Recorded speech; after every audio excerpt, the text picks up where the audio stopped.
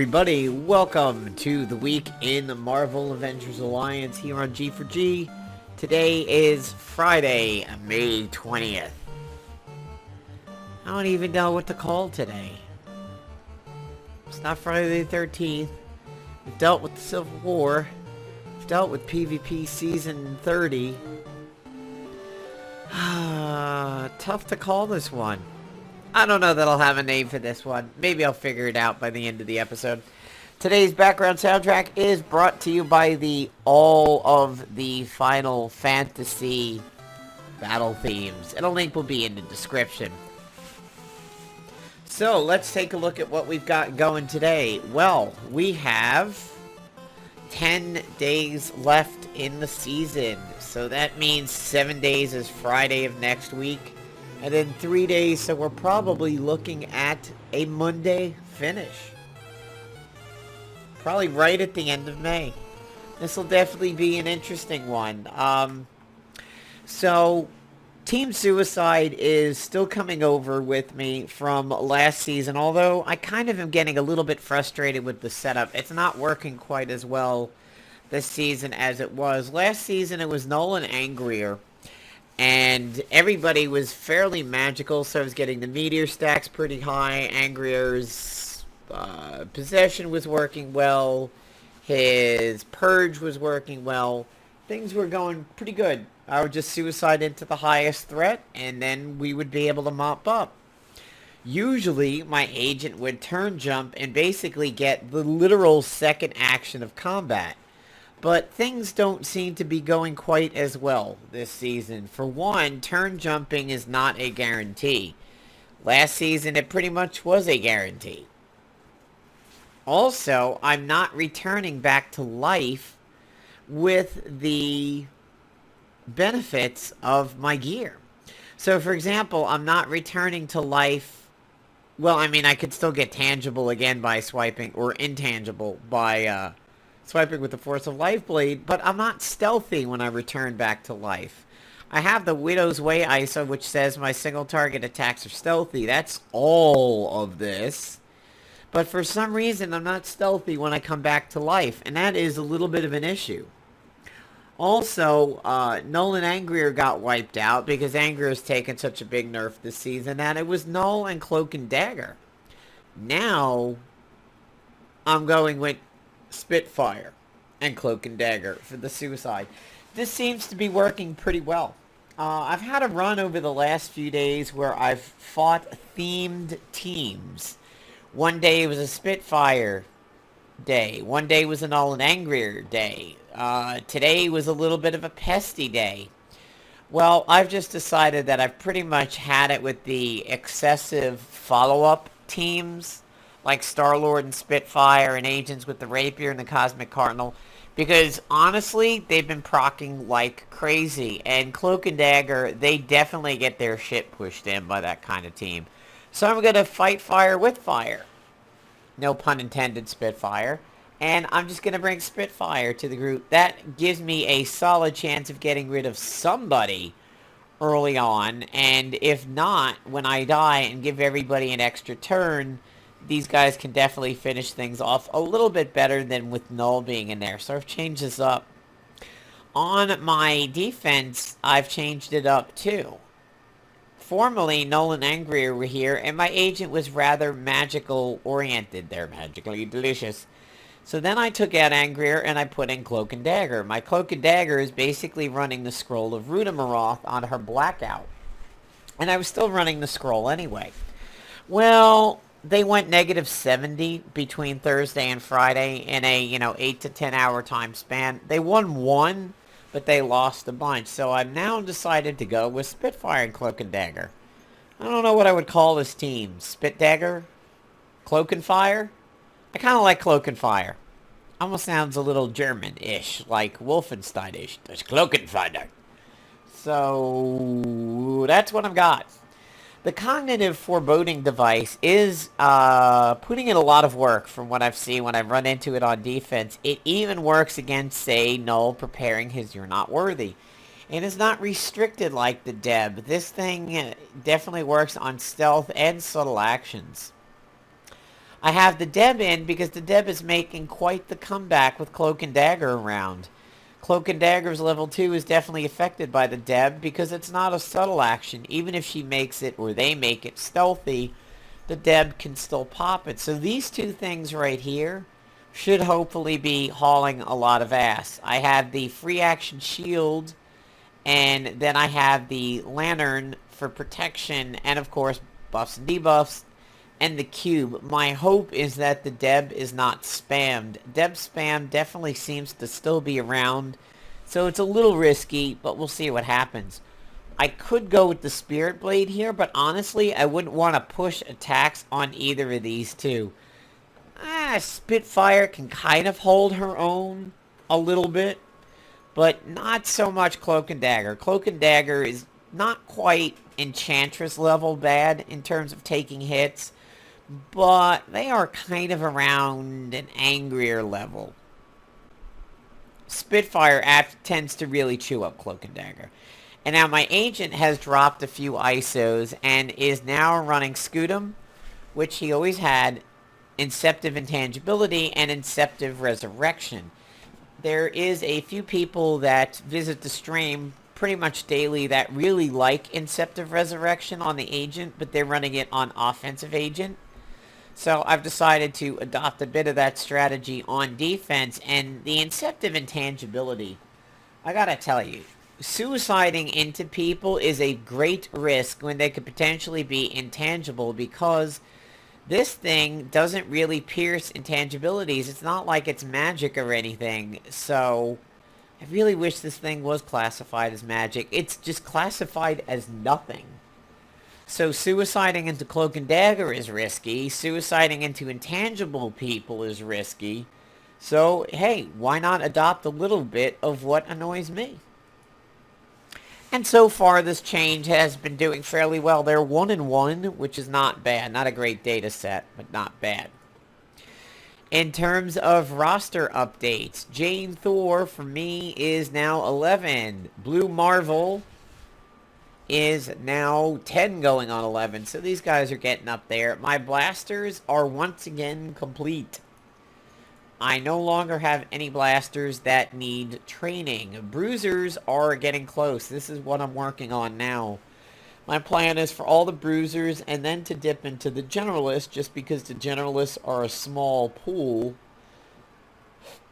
And it will feel satisfying to complete them. And then after the bruisers are done, it will be the scrappers and the infiltrators. Infiltrators are definitely my weakest link right now because I feel they are the weakest PvP stat. In terms of the spec ops, we have 2 weeks left, so it will be ending after the PvP season despite starting before. Still have the shitty bug that if you do the daily, your ISO count disappears. Kind of garbage. Somewhere in the 300s.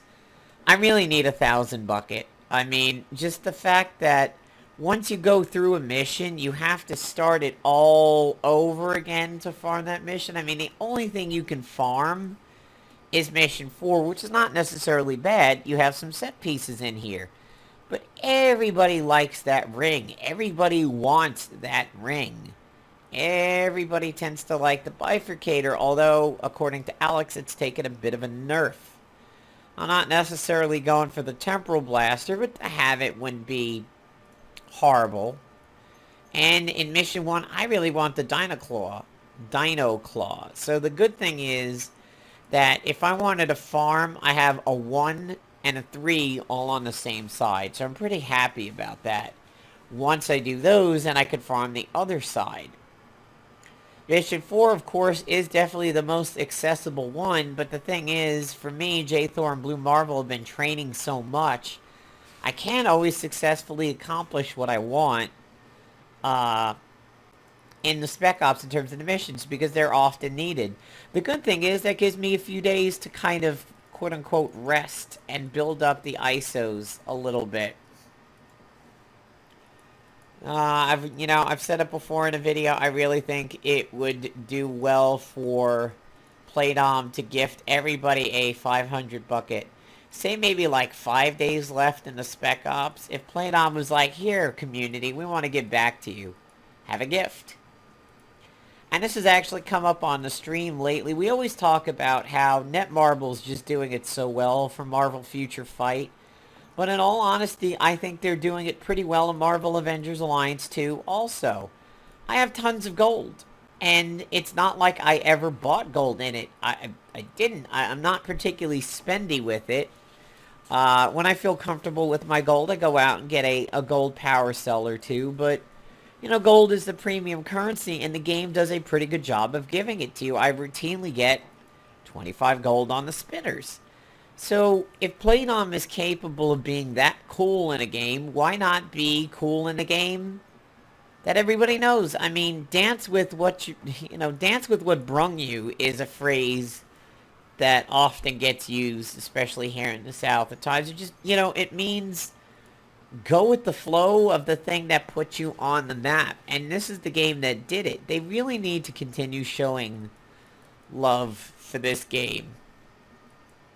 And,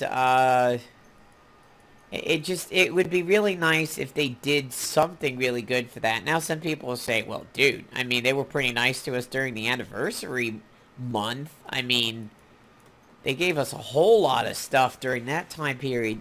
Yeah, but I mean, again, compared to Marvel Avengers Alliance 2, where you can kind of mop up easily at any given point in time, any day of the week, any week of the month, I really think they need to show us a little bit of love here.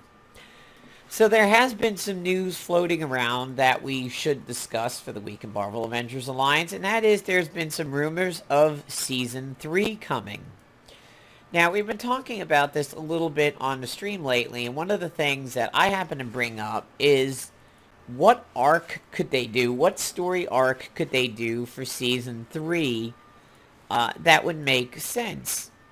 And I kind of think, like, what would be just such a rich story that they would be able to do, like, a whole season on? And then I actually realized and went, wait a minute. We don't have to worry about a full story arc being contained within a season. I mean, let's look at Season 2. The Worthy were only in the end half of it. In the beginning, there was nothing Worthy related. For here, we had Hafe. Obviously, huge impact, although he's died recently. We had Uncanny Cyclops. Very, very big when he first came out, but died quickly. Yellow Daredevil. No impact at all. Captain Marvel. Honestly, a very, very good alt for Captain Marvel. She's phenomenal in that suit. Stripper Witch. Community's a little divided on that. I think Stripper Witch is pretty solid, but some people don't like it. Then we have the Worthy starting with Skrin, and then we get the Worthy Explosion. Now, we know the Worthy have been huge along the way.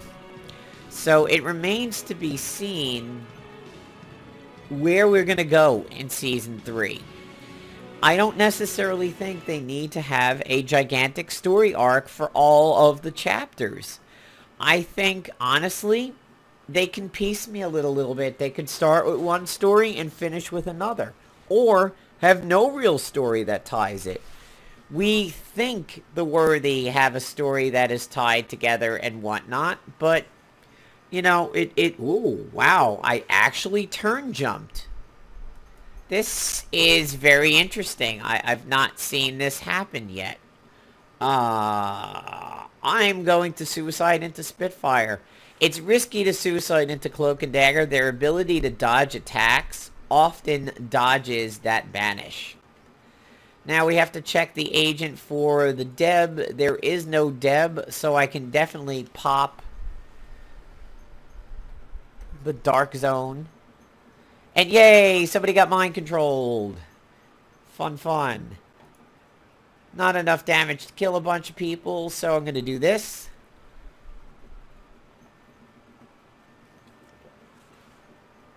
That will severely limit their input, and then Spitfire should be able to take them out. This is why I've switched to this team, and in all honesty, I'm quite thrilled with it. This will be the end of Cloak and Dagger right here. With that big attack, and now she could just dump it on Agent Humpty Dumpty over here. Oh, yes. I got this is a phenomenal match for me.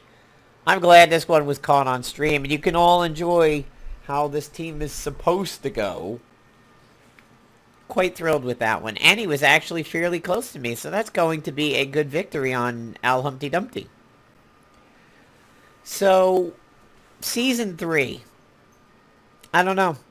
It all depends because, you know, for the beginning over here, we didn't have the worthy story arc with us. We had just random stories. It'll be interesting to see, are they going to do a unified story, or are they just going to piecemeal it here and there? There's also been some discussion about moving the game away from Flash. Now, this scares people, like, uh-oh, why are we getting away from Flash? This is really dangerous. Uh-oh, is that going to be the end of the game? No, it's not going to be the end of the game. This is it's basically something coming down from Facebook themselves that they want to get away from Flash and all of its insecurities and everything like that. And going over to HTML5, this is not something to fear in terms of doom and gloom for the game. This is just something that is going to happen, and it's the natural flow of things, like, you know, like Java and Flash and AGP cards going to PCIe and PCI cards going to AGP video cards. It's just evolution, and it's nothing to fear, and it doesn't necessarily spell doom for the game. If it goes over to HTML5, it should hopefully be a good thing. And as you can see here, I am actually been running this in the arcade beta, and it's been working out pretty well for me. When I stream, things don't hitch quite as bad, like Pandora doesn't skip when I'm streaming, and it still has the full screen bugs and everything, so that's what we'll call the episode. We'll call it the Facebook Arcade episode. So guys, I think I'm going to wrap it up here. We've dealt with quite a bit today. We've talked about PvP. We've talked about some spec ops. Honestly, a lot of people felt, don't ever do this again where we cannot research the set. These little devices that they gave us are nice, and this buff debuff one is certainly doing a lot of work. This is no little shitty pushover thing. It's doing what it's supposed to, and it's doing it quite well.